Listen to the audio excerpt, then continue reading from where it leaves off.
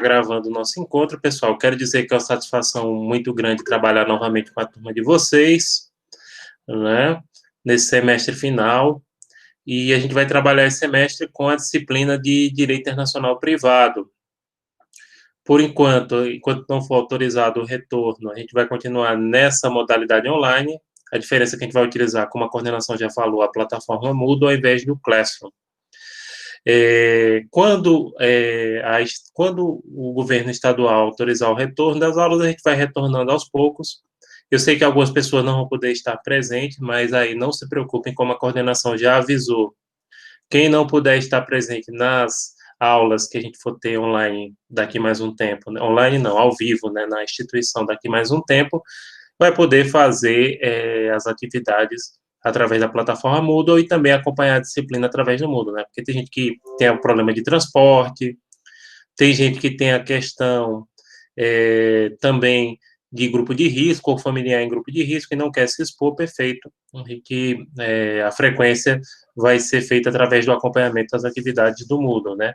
Mas como a coordenação já colocou para vocês, a gente deve ter esse semestre, assim que for autorizado pelas autoridades, alguns momentos de presencialidade dentro de um marco de segurança, né?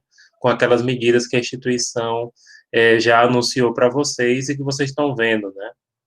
Então é isso, e aí registro as minhas boas-vindas para vocês, digo que é uma satisfação trabalhar com essa turma novamente, né, a turma que a gente já trabalhou, que a gente, graças a Deus, não teve problema, né, então é uma satisfação e espero que todos e todas estejam bem com seus familiares, na medida do possível, né, é que a gente está vivendo nessa situação, e o nosso objetivo aqui é ajudar vocês a chegarem no final do curso, nessa retinha final, né, auxiliando vocês na medida do possível. Então, hoje, pessoal, eu vou apresentar a disciplina. Provavelmente a gente vai também começar alguma coisa já do assunto. E a gente tem, inclusive, já deixei no Moodle o cronograma, o plano de ensino de vocês, e deixa eu até dar uma conferida, se eu tinha deixado os slides já do ponto 1. Acho que sim. Deixa eu dar uma olhada aqui. Sim, existe fixação, slides estão aqui também, né? Então, tá perfeito. Essa disciplina, pessoal, ela não é uma continuação de Direito Internacional Público. Ela é uma disciplina da mesma área de Direito Internacional, só que o foco dela é diferente. Deixa eu abrir aqui para vocês verem o plano de ensino e o cronograma, né, da disciplina, para a gente dar uma comentada. Se vocês quiserem, como sempre, perguntar, fiquem à vontade, né, para vocês perguntarem o que vocês quiserem, tirar dúvidas, a gente está à disposição de vocês, como sempre. Né? Deixa eu abrir aqui. Não, essa aqui é o 10º diurno. Vocês são o 10º N2. N2. O plano de ensino é o mesmo, mas o cronograma pode ter algumas diferenças. No caso, o cronograma de vocês é parecido com o cronograma da turma 1, né? Mas o andamento é diferente. Inclusive, o pessoal estava até falando como a segunda disciplina do dia de hoje é a disciplina online para juntar as duas turmas. Eu acho que a coordenação não vai aceitar a proposta de juntar, porque são duas turmas, uma disciplina é online, a outra disciplina minha é presencial, com possibilidade de aula remota, né? Ou seja, é uma disciplina que eu tenho que estar ao vivo com vocês toda semana. Então, o perfil aí é um pouco diferente da disciplina. O que a coordenação pode autorizar, e já autorizou em outros casos, é fazer o revezamento, ou seja, uma semana eu ficar só com a turma e a outra semana eu ficar só com a outra. Porque para o pessoal da turma 1, fica um pouquinho tarde para eles, né? E eles só têm essa disciplina, que é a mesma de vocês, acho que é Decanizarro, que é uma disciplina de prática, alguma coisa assim, né? Que não é uma disciplina exclusiva do Moodle, não é isso que vocês têm com ele. Não é uma disciplina que tenha essa obrigatoriedade de presencialidade toda semana, né? Do professor, seja na sala ou seja aqui através da internet. Bem, pessoal, vamos lá falar um pouquinho do plano de ensino da nossa disciplina nesse semestre, né? Vamos passar agora algumas coisas para vocês e qualquer coisa podem perguntar, tá? Então vamos lá. Deixa eu apresentar aqui.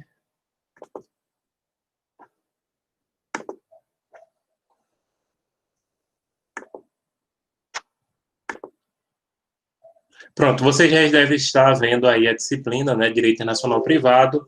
É uma disciplina de 36 horas aulas. Como eu disse, gente, não é uma continuação de Direito Internacional Público, é uma disciplina que tem um perfil, ainda que seja da área internacional, que tem um perfil diferente.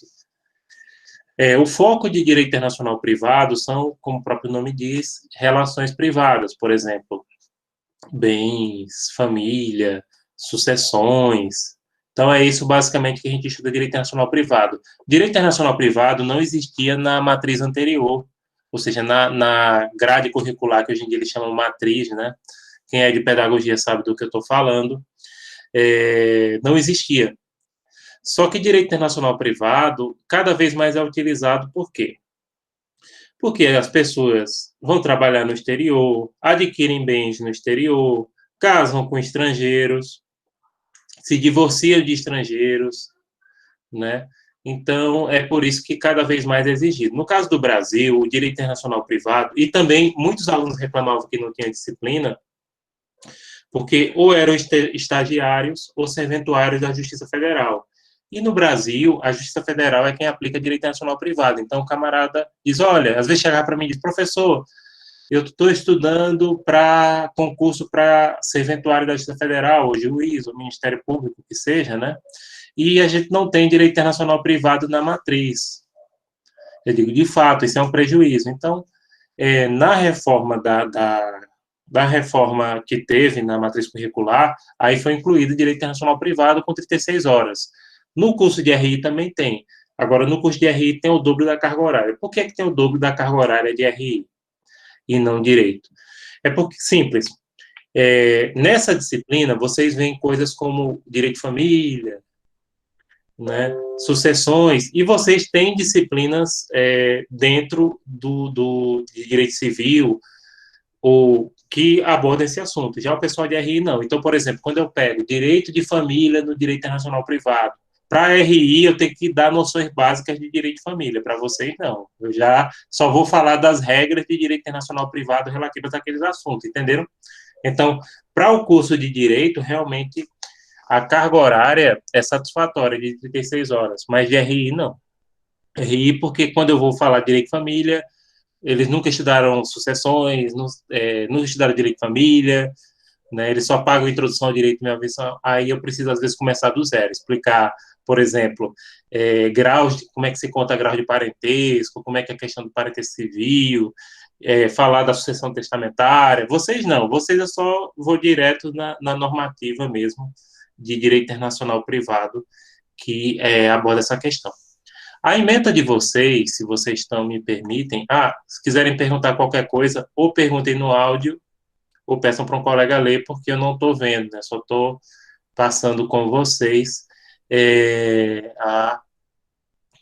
o PDF, né? Então, a ementa de vocês tem introdução ao direito internacional privado, conceitos e aspectos históricos, fontes do direito internacional privado, teorias de qualificação, elementos de conexão, conflitos de leis no espaço e aplicação do direito estrangeiro no Brasil, a Lei de Introdução às Normas do Direito Brasileiro, LINDB, que é a Lei Federal número 12.336/2010, depois que ocorreu uma pequena modificação nela, mas na verdade é a mesma lei. Essa LINDB era chamada de LIC.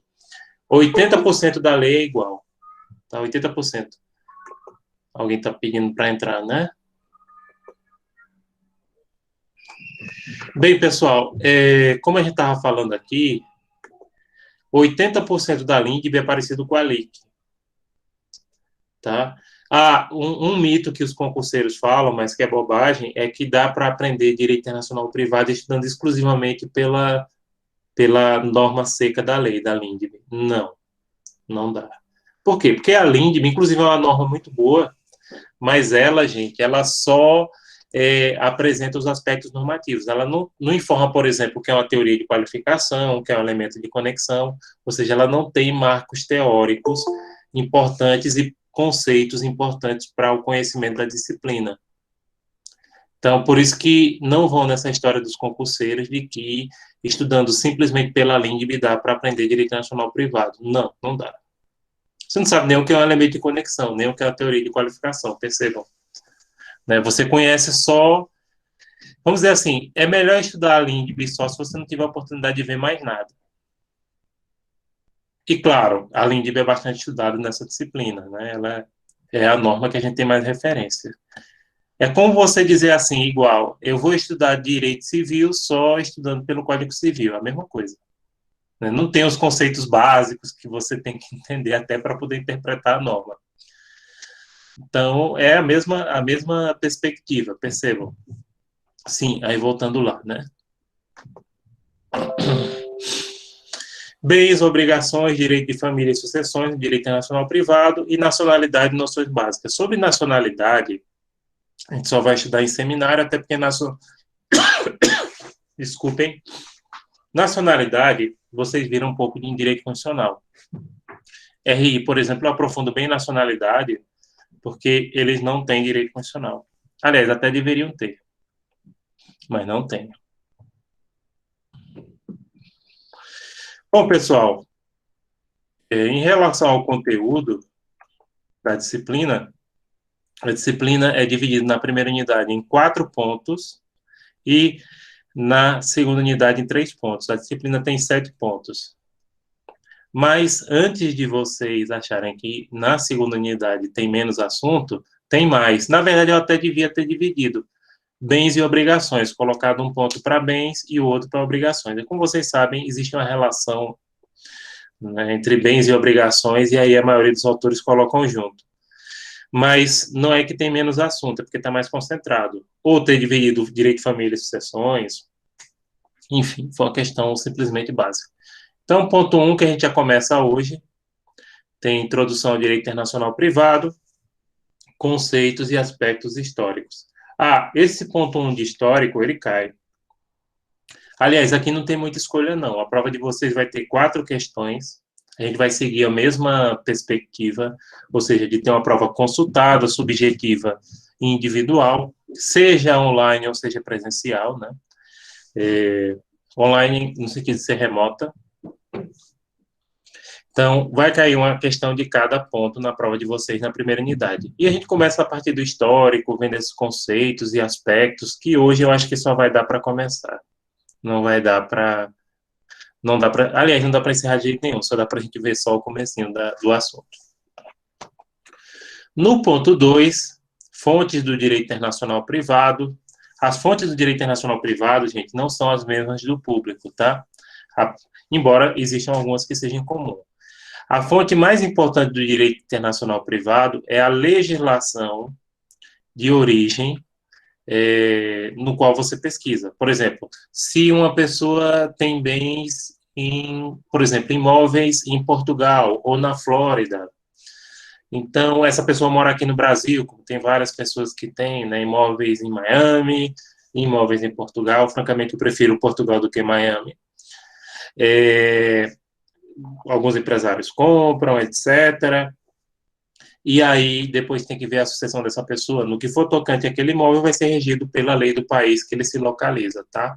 Então, percebam, o juiz aqui vai ter que aplicar a legislação de outro país. Claro, vocês sabem que o juiz, ele só é obrigado a conhecer a legislação federal do Brasil, né? E, nesse caso, tem que se provar a vigência da lei do outro país e, se for necessário, mandar traduzi-la através de tradução juramentada. Então, a principal fonte do direito internacional privado é a lei interna do país. Se é uma questão de família, você tem que pesquisar a legislação do país, não só sucessões, todas as relações, tá? O que hoje em dia é facilitado, porque hoje em dia você pode pegar isso até pela internet. Antigamente você tinha, apesar que existe essa possibilidade, né? Pedir certidão no consulado, pedir certidão, declaração de 2 advogados que sejam registrados naquele país de origem da legislação. Então, existem várias formas de você provar o direito estrangeiro. Hoje em dia, muitos países têm um banco de dados online e você pode acessar isso online sem o menor problema, né? No ponto 3, a gente vai ver teorias de qualificação, que é um dos assuntos mais importantes da disciplina, na primeira unidade. Com certeza, as teorias de qualificação, elas apontam, por exemplo, qual norma vai ser aplicada. Por exemplo, existem duas principais teorias de qualificação: a lex fori e a lex causa ou causae. A lex fori, por exemplo, um juiz federal brasileiro que recebe uma causa, sei lá, pode ser direito de família, pode ser sucessões, pode ser um inventário que tenha bens no exterior. Se naquele inventário ele vai aplicar a lei brasileira, ou seja, a sua lei é a lex fori, que significa a lei do foro. Se ele vai ter que usar a legislação estrangeira, porque, por exemplo, tem algum imóvel que é localizado em Portugal ou em Miami, que seja, aí ele vai para a lex causa ou causae, que é a lei da causa, né? Lembrando que imóveis sempre são regidos, isso é uma das coisas que tem pouquíssimas exceções, pelo lugar, pela legislação do lugar em que ele estiver situado. Eu não conheço nenhuma exceção, e olha que eu tenho pesquisado bastante. E aí, como acontece em direito internacional público, eu coloco a legislação daquele país para vocês analisarem e dizer se ali aplica a lex fori, ou seja, a lei do juiz que julga, ou a lex causa, a lei estrangeira. E nenhum dos países que eu tenho pesquisado, para questões de imóveis, eles sempre seguem a legislação do foro, ou seja, do lugar em que o imóvel, do foro não, do lugar que o imóvel esteja situado, que é a lex causa ou causae, né, dependendo da pronúncia latina que vocês quiserem. No ponto 4, a gente vai ver os elementos de conexão, como eu circulei aqui. Elementos de conexão, pessoal, eles se ligam também à teoria de qualificação, mas, por exemplo, determinada circunstância, pronto. Na Europa, a sucessão geralmente segue a nacionalidade do de cujos. Aí o elemento de conexão a gente diz que ele é pessoal, porque é nacionalidade, né? Aqui no Brasil e na América Latina, geralmente ele segue o último domicílio do de cujos. Então aí também é um elemento pessoal. Por outro lado, em relação a imóveis, que geralmente é localização, o elemento é real, porque é determinado pela localização da propriedade. Então, tem elementos de conexão que são, por exemplo, pessoais, como relação a domicílio, a nacionalidade. Tem elementos de conexão que são reais, ou seja, ligados à localização de uma propriedade. Tem elementos que são voluntários, o que determina a escolha das partes. Então, aqui a gente vai ver elementos de conexão. Na prova, eu coloco uma legislação estrangeira e vocês vão colocar porque essa legislação ela segue qual elemento de conexão. Pronto, é isso. E aqui, primeira unidade. Primeira unidade, uma questão de cada ponto, e aí a prova, como a gente fez no semestre passado, consultada subjetiva e individual, seja na instituição, ou seja, através da plataforma Moodle, tá? E aí vocês escolhem e respondem duas questões. Então, isso na primeira unidade. Na segunda unidade, a gente só tem 3 pontos, mas não é, como eu disse, não é que tem menos assunto. É que, gente, esses assuntos estão mais concentrados nos pontos, né? Eu poderia até dividir. Então, começa pelo ponto 5, conflitos de leis no espaço e aplicação do direito estrangeiro. Nesse ponto 5, por exemplo, a gente estuda algumas circunstâncias em que não se pode aplicar o direito estrangeiro, porque ele fere a ordem pública, porque a maior parte é questão de ferir a ordem pública, porque é um instituto jurídico abominável, como, por exemplo, a questão da poligamia. Então, a gente vai ver aí os critérios que determinam que o direito estrangeiro seja aplicado ou não seja aplicável, né? E como eu disse, no caso... E pronto, se tem uma coisa de direito internacional privado que vocês têm que saber, é que um juiz de um país pode aplicar a norma de outro. Isso é o fundamental, para vocês saberem. Claro, como a gente estava falando aqui, se uma parte alega que naquela situação se aplica direito estrangeiro, ela tem que provar a vigência do direito estrangeiro, seja através de certidão, apesar que, como eu disse hoje, a maioria dos países eles têm bancos de dados, como o próprio Brasil tem, online, com a norma, com a sua norma, né? Então, isso não tem muito problema, não. De você procurar o direito estrangeiro, né? Seja numa relação de família, seja numa relação de sucessões, seja na questão de bens, né? Como imóveis, principalmente, né? Então, se vocês têm uma coisa para aprender direito internacional privado, é que é isso, né? Um juiz de um país pode aplicar a legislação de outro país. Claro, existem limitações, como a questão da ordem pública, a questão da fraude à lei, né? Por exemplo, aplicar um regime tributário mais benéfico, pode ser alegado aí uma fraude à lei e ordem pública ao mesmo tempo. A questão de você, por exemplo, querer reconhecer um casamento poligâmico em um país que não reconhece a poligamia, aí eles vão alegar que é um instituto jurídico abominável, né, na cultura do outro país. Então, isso a gente vai estudar. No ponto 6, a gente vai ver bens e obrigações no direito internacional privado, as regras gerais para bens, as regras gerais para obrigações no direito internacional privado, né? Por exemplo, naquele caso que eu falei dos imóveis, todos os países que eu conheço para imóveis seguem sempre a legislação do país que estiver situado. Hoje, no tocante a obrigações, eu queria dar um destaque, que é a questão de que, quando há direito disponível, as partes podem escolher tanto o foro, isso tem sido um costume internacional, quanto a própria legislação aplicável, tá? Que a nossa LINDB ainda segue o critério da lei em que o contrato, do local em que o contrato foi assinado.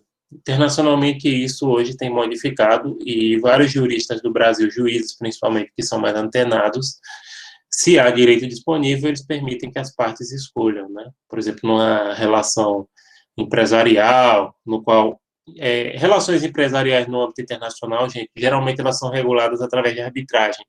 Dificilmente eles optam por tribunais internos.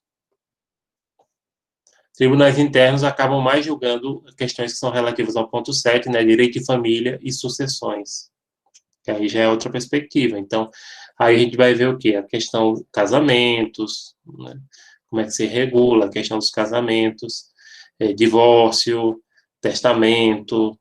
Inclusive, acho que vocês sabem, né, que a gente tinha comentado isso, ou não, que os consulados, eles funcionam como uma espécie de cartório. Então, por exemplo, um brasileiro que mora no exterior pode fazer o seu testamento, registrar filhos, casar, se divorciar nos consulados do Brasil no exterior. E hoje em dia vocês sabem que tem muita gente que mora no exterior, não só para trabalhar, mas às vezes até por uma questão de qualidade de vida, principalmente empresários que já chegam numa certa idade, quer ter um sossego, né? Muita gente mora principalmente na Flórida e em Portugal. E eu já disse isso. Eu recomendo mais Portugal do que a Flórida. Do Uruguai também tem muitos, né? Que é um país também bem tranquilo. Pronto, pessoal. Isso em relação ao conteúdo. Metodologia e avaliação, basicamente eu vou seguir o mesmo esquema que eu seguia no semestre passado, tá? Não importa isso se a aula seja online. E, como eu disse, a perspectiva da instituição é que, na medida que o governo do Estado autorizar o retorno, a gente vai ter aulas dentro das SES. Claro, as pessoas que não puderem comparecer, seja por transporte ou questões de saúde, não se preocupe que não vão ser prejudicados, vão poder fazer as atividades dentro do Moodle, né, também. Aliás, todo mundo vai ter que fazer alguma atividade no Moodle, isso aí não tem preocupação. Isso aí não tenho dúvidas, né, porque de todo jeito o material vai ficar lá. Agora, gente, eu gostaria de falar com vocês sobre a bibliografia. E aí, na bibliografia, a gente tem uma notícia boa, que é o seguinte.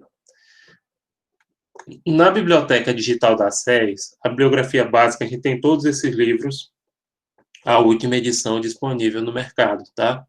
Isso aí é muito bom. Então, a gente não tem dor de cabeça com essa questão de livros, né? Eu não sei nem se está podendo, acho que não está podendo pegar livros na biblioteca da SES, né? Vocês sabem que a instituição está funcionando, com estágio, etc., né? Mas eu acho que ainda não pode pegar livros. Mas não se preocupem, na biblioteca digital tem esses 3 livros da bibliografia básica lá disponível, a última edição deles, estão atualizados sem problema. O primeiro livro é o do Florisbal de Souza Delommo, atualizado pelo Augusto Jäger Júnior. Florisbal Delommo ainda não morreu, não, viu? Porque acho que ele se aposentou e esse rapaz tem atualizado o livro dele. Inclusive, ele é muito amigo do professor Raimundo Juliano, né? que é o curso de Direito Internacional Privado da Editora Forense. Esse livro eu gosto bastante. É um livro que ele aborda todos os assuntos que a gente tem.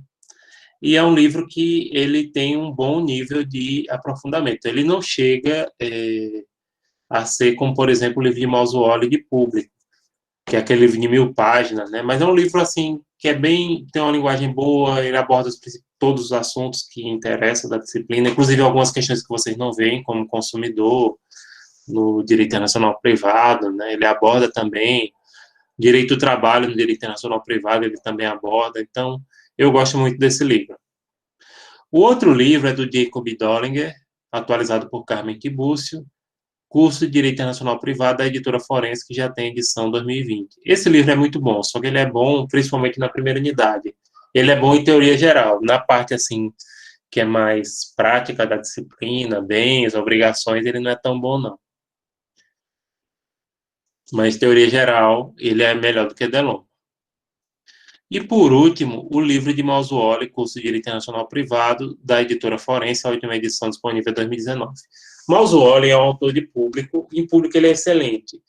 Em privado, ele é bom. Tá? Ele não chega ao nível de excelência de público. O livro dele de público é o melhor em língua portuguesa hoje, né, que a gente tem disponível no mercado. O livro dele é muito bom, ele tem melhorado a cada edição, mas não chega ao mesmo nível. Desses três, eu diria que o melhor mesmo é o Delon. Aliás, dos três eu colocaria assim, primeiro Delon, segundo Mausuoli, terceiro Jacob Dollinger. Jacob Dollinger, na parte de teoria geral, ele é melhor do que os três, só que na parte assim que puxa para bens, sucessões, aí ele sabe aquelas pessoas que é mais teórico geral, mas assim que entra em questões mais práticas, ele já não é tão bom não. E para encerrar essa questão da bibliografia, aí, pessoal, tem uma coisa que é sempre bom a gente falar. Às vezes os alunos vêm, olha, tem, por exemplo, tem Portela, que ele tem um livro que é Direito Internacional Público e Privado juntos. O livro dele é bom, em privado não, ele é bom em público. Ah, repare a diferença da parte de privado dele para a parte de público. Ele fala muito mais de público e muito pouquinho de privado. Então, o livro dele, na minha opinião, é insatisfatório na área de privado. Em público dá para você estudar. Resumos. Resumo de privado bom eu não conheço nenhum. Ah, professor, eu tenho um livrinho que eu nem vou falar o nome do autor, até porque a gente está gravando isso para não gerar dano, né? Tem um autor que ele tem direito internacional público e privado para a OAB. O livro é bom? Não. Aquele livro, em privado, é regular, em público ele é ruim. Tá? Porque o cara é um juiz federal. Se ele não soubesse direito internacional... Aliás, ele sabe a LINDB, ele coloca a LINDB lá. Ele não aprofunda tanto teoria, o negócio dele é comentar a LINDB, ou seja, ele comenta a letra seca da lei. Mas, assim, na parte de teoria, de classificação, que inclusive eu uso, né? Eu coloco muito a legislação, por isso que eu estou falando que esse livro não é bom vocês utilizarem, porque eu coloco legislação de vários países e peço para vocês classificarem de acordo com a teoria, principalmente na primeira unidade, né? A gente faz isso. E se vocês não têm um aprofundamento teórico suficiente, como é que você vai fazer isso? Não faz, né? Pronto. Em relação ao plano de ensino, basicamente é isso. Pessoal, tem algumas coisas que eu gostaria agora de falar. Em relação à minha avaliação, como eu disse, ela vai seguir um esquema bem parecido, seja a gente tendo aula na SES ou continuando dessa modalidade, né? Que em algum momento desse semestre a gente vai voltar a ter aulas da SES, mas aí não se preocupem, atividades no Moodle ficam disponíveis para os que não puderem frequentar. Então, a gente vai tentar fazer dessa forma o melhor possível.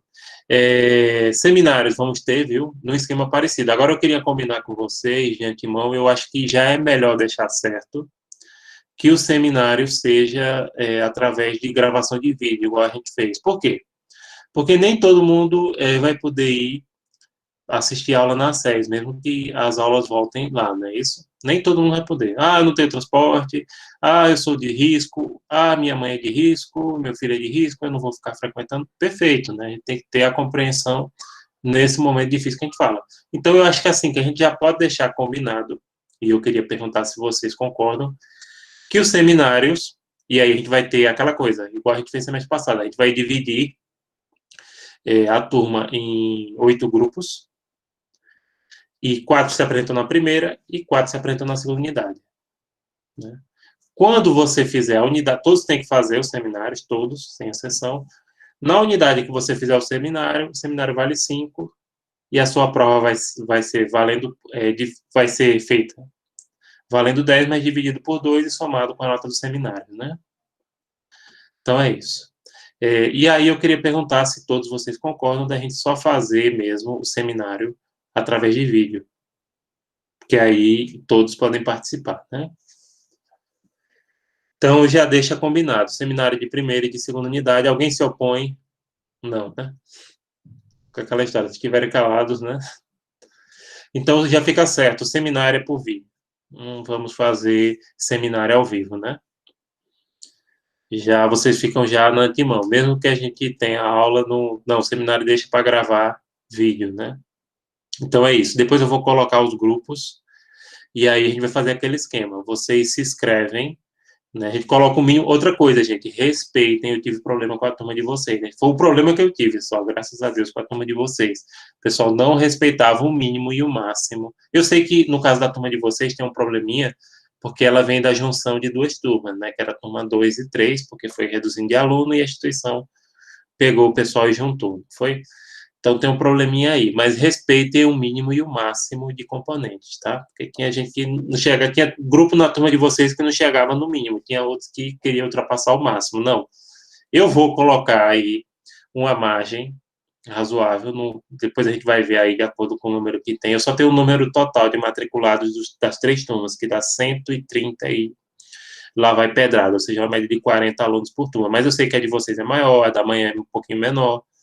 A turma N1 é a turma média, né?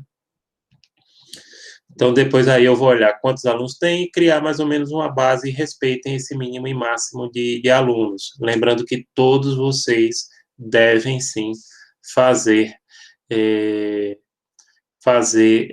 o seminário, seja na primeira e na segunda unidade, e acolham aí os colegas, tá certo? Então, é isso. A gente vai colocar o mínimo e o máximo dentro de uma razoabilidade. Então, são 8 grupos. Outra coisa, pessoal, o exercício de fixação, inclusive a gente já está com o do ponto 1 disponível para vocês. O exercício de fixação, ele vai ser esse exercício de fixação. Cada ponto tem um exercício de fixação. E cada exercício de fixação, ele vale meio ponto. Independe do número de questões que você acertar. Porque aquelas questões é só para você treinar, entendeu?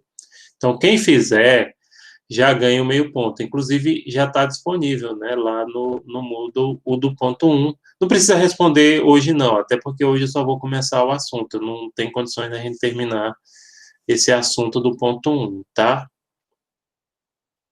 Então, não tem condições da gente terminar esse assunto hoje, né? Daqui a pouco eu vou começar, mas só o comecinho mesmo, tá certo?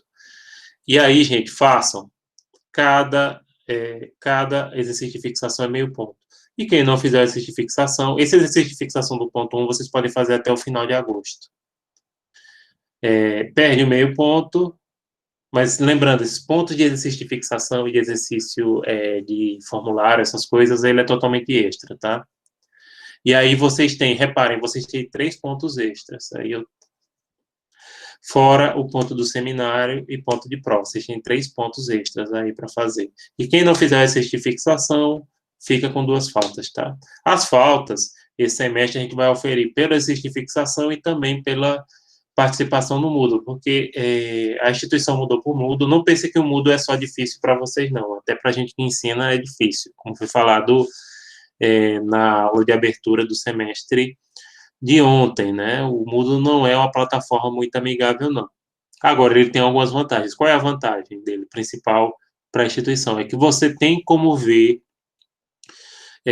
se o aluno ele entrou na plataforma, quanto tempo ele ficou ali, se ele abriu, por exemplo, vídeos que foram deixados.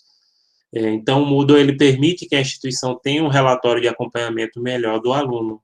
Então, por isso é que ele está sendo adotado. E, claro, ele é mais completo do que o Classroom, né? Ele tem mais funcionalidades, ele é um pouquinho mais chato de usar, porque o Google, ele capricha, assim, em coisas mais intuitivas. Quem entende um pouquinho de programação sabe do que eu estou falando, né? É mais fácil de você utilizar, você já entra, você já fica mexendo, você já adquire. No caso do Moodle, a gente, por exemplo, teve que fazer curso, né? Eu fiz curso ano passado, e agora tive que revisar de novo, né, nesse período de recesso, né, porque de férias mesmo, acho que só foram 10 dias oficialmente de férias, né, pra gente, né, mas o resto aí a gente fez, uns 3 dias de treinamento aí no Moodle, pegando coisas que a gente não sabia, mas eu notei isso, ele é mais chato de usar, mas ele é melhor e ele permite que você acompanhe. Veja, por exemplo, o aluno, por exemplo, não pôde estar aqui assistindo essa aula remota ao vivo. Então, o aluno, ele vai depois assistir o vídeo, aí eu tenho condições de ver se aquele aluno assistiu o vídeo. No Classroom, não tem condições de acompanhar, fazer esse acompanhamento, não. Eu não sei se ele baixou. Só sei se ele responder o exercício, né? Mas não sei se ele baixou, por exemplo, o material, se ele visualizou alguma coisa, não tenho. No Moodle dá para você saber até o tempo que o camarada ficou. Então, por isso que ele é vantajoso, né? Por isso que a instituição está insistindo.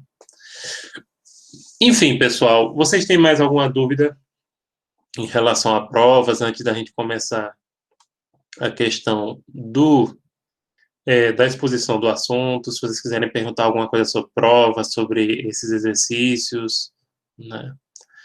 Perguntem agora, ou está todo mundo sem dúvida, né?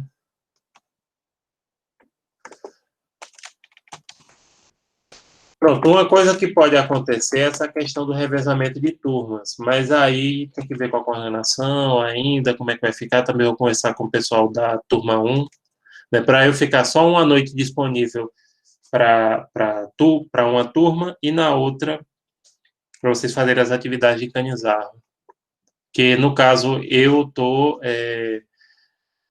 estou aqui fazendo junto com, dividindo as duas turmas com o Canizarro, né? Uma parte do horário, só que Canizarro, a disciplina dele é exclusivamente online, né?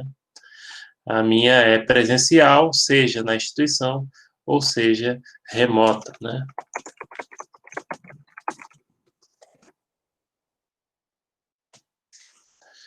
Então, é isso. Vamos lá, vamos começar aqui. Pessoal, esses slides já estão disponíveis. Alguém não perguntou? Não, ninguém perguntou nada. Hoje estão perguntando, né?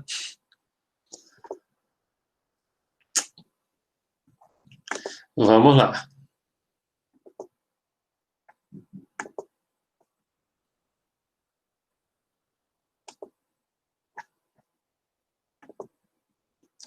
Sim, pessoal, a partir desse momento, se vocês tiverem alguma pergunta, perguntem, perguntem no áudio ou peçam para alguém ler, porque eu não consigo ver. Quando eu estou apresentando os slides, eu só vejo os slides, né? Eu não consigo ver o chat.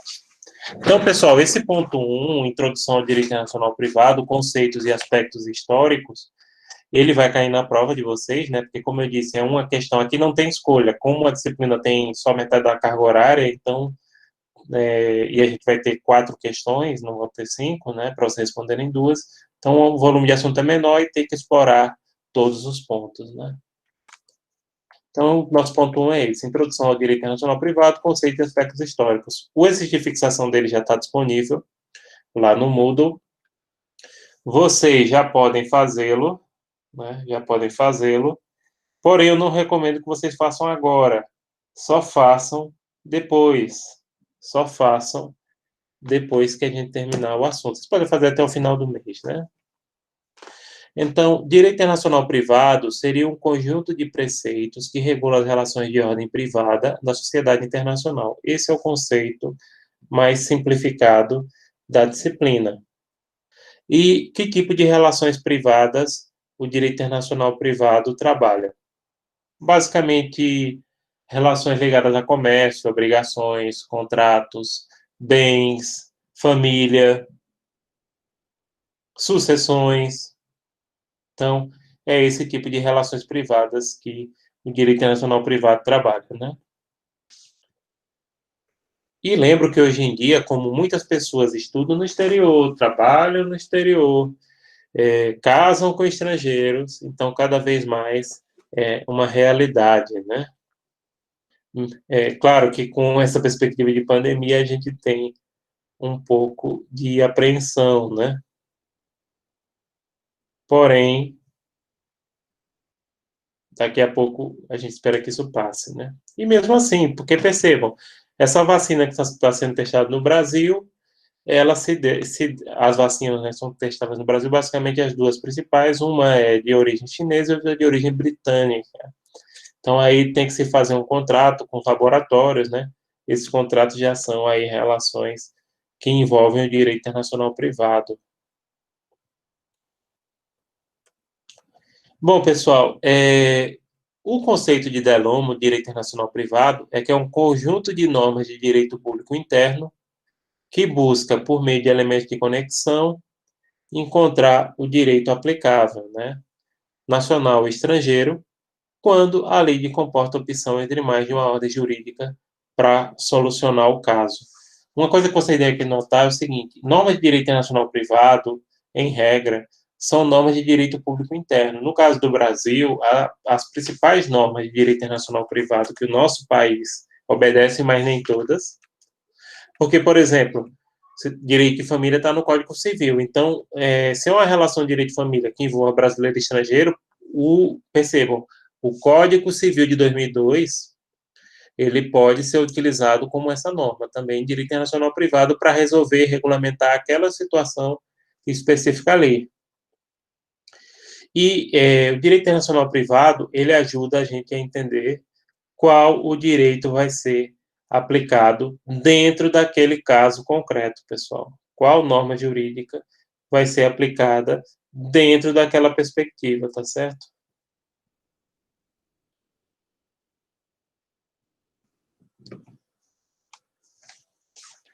Um detalhe é que não existiam regras de direito internacional privado na antiguidade. Só havia de público, privado não. Privado, só a partir da Idade Média é que vai surgir o direito internacional privado. Na Roma antiga e na Grécia clássica, os direitos dos estrangeiros eram muito restritos. Na Grécia, até mais do que Roma. Roma, depois que surge o ius gentium, né, que é aquele... Eu falei, inclusive, um pouco sobre isso em direito internacional público, né, que era o direito dos estrangeiros. Em Roma tinha o direito cidadão, que era o ius civilis, que deu origem ao nosso direito civil, e tinha o direito dos estrangeiros, que era o ius gentium, né. Os estrangeiros tinham menos direitos do que os cidadãos, na Roma antiga.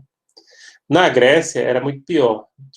Nas cidades gregas, geralmente um estrangeiro ele tinha que ter um patrono, que era um cidadão local, que nem fosse um padrinho, né, que se responsabilizava por ele, mesmo que esse estrangeiro fosse uma pessoa de condições, um empresário rico, etc. Em Roma, a princípio, os estrangeiros podiam ser vendidos como escravos e ter seus bens sequestrados. Essa situação mudou a partir de 242 a.C., né, quando se desenvolveu o Ius Gentium e se criou o pretor peregrino para resolver pendências jurídicas ligadas a estrangeiros. O pretor peregrino era como se fosse uma mistura de juiz com Ministério Público. E aí ele resolvia questões envolvendo os estrangeiros, né? Os estrangeiros, como a gente já falou, e a gente lembrou aqui, eles eram regidos pelo ius gentium, que é o direito das gentes, ou o direito dos gentios. E não sei se vocês lembram, eu falei disso em direito internacional público, por exemplo, Jesus. No julgamento de Jesus, Pilatos tenta escutar Jesus de todo jeito. E chega a se irritar porque Jesus não se defende. Por que ele faz isso? Porque Pilatos era bonzinho? Não, porque ele era romano. O direito romano, gente, ele não permitia que um homem livre fosse condenado sem o contraditório. Então exigia o contraditório. É por isso que Pilatos fica, né, cutucando Jesus para Jesus se defender. Se Jesus fosse escravo, escravo não era considerado gente, era considerado res, coisa, literalmente em latim, ele ia dizer, pegue ele e matem, né? Porque no direito romano, a propriedade era absoluta, né? Então, você é dono desse camarada, se vira. Como Jesus era um homem livre, então, para ser condenado, tinha o contraditório que ser estabelecido. Além disso, né, Jesus, quando é condenado à morte, ele vai para a cruz. Se Jesus fosse cidadão romano, e os civis dava o privilégio dele ou cortarem a cabeça, porque é a morte mais rápida, ou até ele escolher a forma de morrer, né? Suicídio. Os romanos, assim, mais chiques, geralmente eles escolhiam é, tomar veneno, dar uma festa e no final tomar uma taça de veneno e morrer. Quando era a pena de morte, legal isso, né? Bom, pessoal, então os romanos foi que começaram a estabelecer essa questão do direito para os estrangeiros, né? Sim, e lembrando, na Bíblia existem passagens simpáticas aos estrangeiros, determinando que estes não deveriam ser oprimidos na antiga Israel, né? Principalmente no Velho Testamento, que diz: como foste estrangeiro na terra do Egito, também não oprimirás o estrangeiro na terra de Israel. Então, é basicamente nesse sentido, né? Lembrando isso, essa questão, né? Lá dentro da Bíblia. Então, na antiguidade, em regra geral, os estrangeiros não tinham direitos pela absoluta territorialidade das leis. As leis só eram vigentes no seu território, porque hoje em dia as leis de um país podem ser aplicadas em outros, como eu estava falando aqui. Então, nesse sentido, é interessante vocês observarem que os estrangeiros, gente, eles não tinham direitos, porque a lei de um país não podia ser aplicada em outro. Já hoje em dia, um juiz de um país pode julgar é, com base na legislação de outro país, claro, desde que prove que aquela legislação está vigente, como a gente está falando aqui. Somente a partir da invasão bárbara do século romano, aliás, no Império Romano no século V, é que surge a ideia da personalidade da lei, né, através do qual cada ser humano passa a ser julgado de acordo com a sua tribo, povo ou nação. Então, com a invasão dos povos bárbaros, aí cada um é julgado de acordo com as suas leis de origem. Então, se o sujeito é bárbaro, lembrando que bárbaro é um nome até pejorativo, mas era relativo àqueles povos germânicos, né, como os visigodos, como os saxões, como os vândalos. Vândalo ainda não mau sentido, não. Era uma tribo, né, germânica que existia na antiguidade. Então, cada um passa a ser julgado de acordo com a lei da sua tribo, povo ou nação. Porém, a partir da morte de Carlos Magno, né, do imperador Carlos Magno, no século IX, se restabelece a territorialidade durante o feudalismo, né? Porque, como vocês sabem, o senhor feudal, ele era quem dominava totalmente o seu território e ele só admitia no seu território a sua própria lei. Inclusive, os feudos, muitos deles tinham até moeda, né? Própria. A própria Guerra dos 100 Anos entre a França e a Inglaterra ocorre porque os reis da Inglaterra tinham feudos na França e eles não queriam aceitar a autoridade do rei francês, né? E aí isso gera uma confusão danada. O senhor feudal queria ser superior, né? O senhor feudal queria ser superior até ao próprio rei. Ele comandava ali a sua área, né? Bom, pessoal, prosseguindo aqui, por volta do ano 1100, né?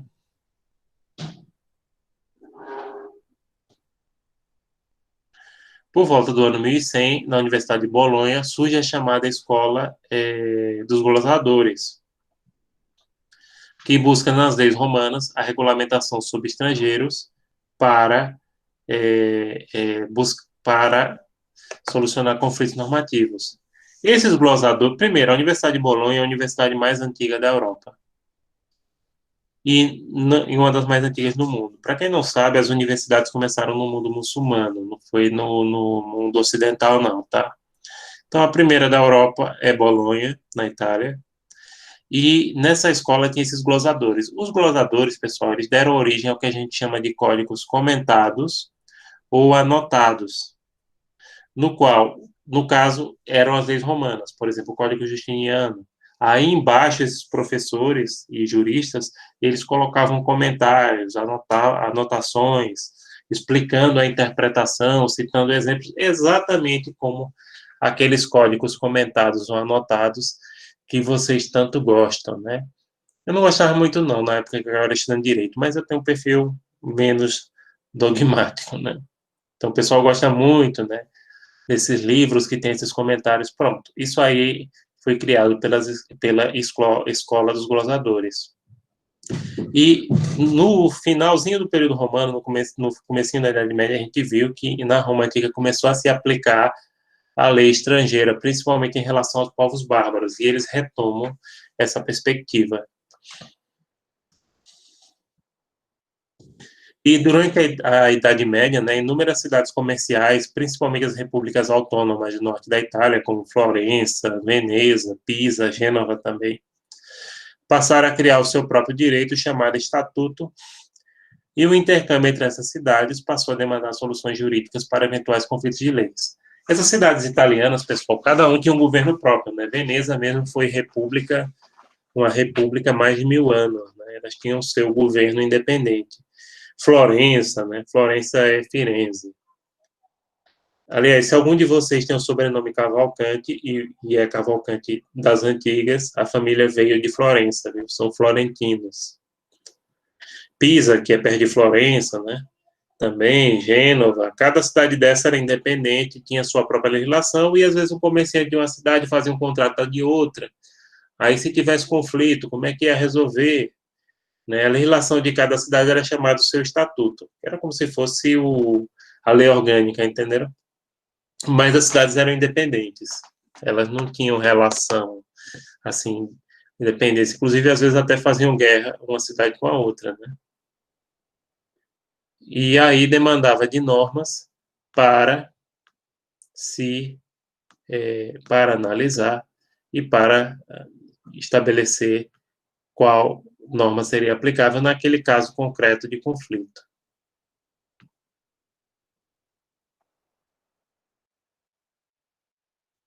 No século XIV, por sua vez, surge o mestre italiano Bartolo, considerado o pai do direito internacional privado e um dos chamados pós-glosadores, né? Esses pós-glosadores, na verdade, foram eles que deram origem ao direito internacional privado moderno, porque eles não se limitavam a interpretar o direito romano, né? Mas eles criavam, a partir de comentários sobre a glosa. Glosa é porque se dava no sentido, no formato diverso, né? Um direito novo. Então, eles propunham criar um direito internacional privado novo, estabelecendo critérios para determinadas situações. É mais ou menos isso que ocorre até hoje no direito internacional, no direito internacional privado. Então, basicamente é isso que ocorre, né? Ou seja, eles pegam e eles fazem, estabelecem critérios, por exemplo, em relação a bens, em relação a situações como casamento, sucessões, o que é que eles fazem, né? Sim, e algumas soluções adotadas pelos italianos naquela época são usadas até hoje pelo direito internacional privado, de forma bem parecida, né? Isso já no finzinho da Idade Média. Por exemplo, em relação a bens imóveis, a lei da localização da coisa. Quase todos os países do mundo adotam a lei da localização da coisa para bens imóveis. Nenhum que eu conheço, e eu tenho pesquisado até para colocar nas provas, que eu gosto de colocar sempre a legislação de um país, né? Isso eu também faço em público, só que aí mais como é público, é mais relativo à questão constitucional, à questão de vigência de tratados, né? Aqui não. Aqui é mais em relação a questões privadas. E todos os países que eu tenho pesquisado, do Paraguai até a Alemanha, passando pela França, Itália, Suíça. Semestre passado eu fui pesquisar a Suíça. Só faltou eu pesquisar assim em países mais do Oriente, né? Mais países. É porque na área de direito internacional privado é melhor a gente usar, inclusive até alguns alunos assim que tem um estudo mais aprofundado pediam, professor, coloque países que seguem o nosso sistema jurídico romano-germânico, que é mais parecido. Eu digo, não, tranquilo.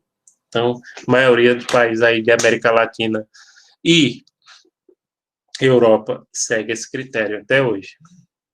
Então, bem imóvel, a lei da localização da coisa, mesmo que o proprietário resida em outro país e que o inventário dele corra em outro país. Então, por exemplo, o inventário, como eu disse, de uma pessoa que no Brasil, mora no Brasil, mas ela tem bens no exterior, aquele bem vai ter que ser regido pela lei do lugar que ele estiver situado. Aquele bem, entendeu? Pode ter o resto dos bens todinho aqui no Brasil, mas aquele bem tem que ser regido pela lei do país em que estiver situado. Contratos, o lugar de celebração dos contratos, né? Inclusive, a LINIB também traz isso. Contrato é regido pelo lugar de sua celebração. Hoje em dia, quando há direito disponível, principalmente em relações empresariais, isso permite a autonomia da vontade, ou seja, que as partes escolham a legislação aplicável. Em relação aos delitos, a lei do lugar do ato também é o critério mais utilizado, né? Direito internacional privado, pessoal, ele trabalha pouco com a questão penal, só no máximo assim, por exemplo, e isso pode ocorrer, você reconhecer a sentença, uma sentença penal de alguém que cometeu crime no exterior para ele cumprir a pena aqui. E acho que essa parte de escola estatutária eu vou deixar para falar na próxima aula, que já é muita coisa. Por hoje a gente já viu muita coisa. Deixa eu ver aqui se vocês têm mais alguma pergunta. Pessoal, vocês têm alguma pergunta?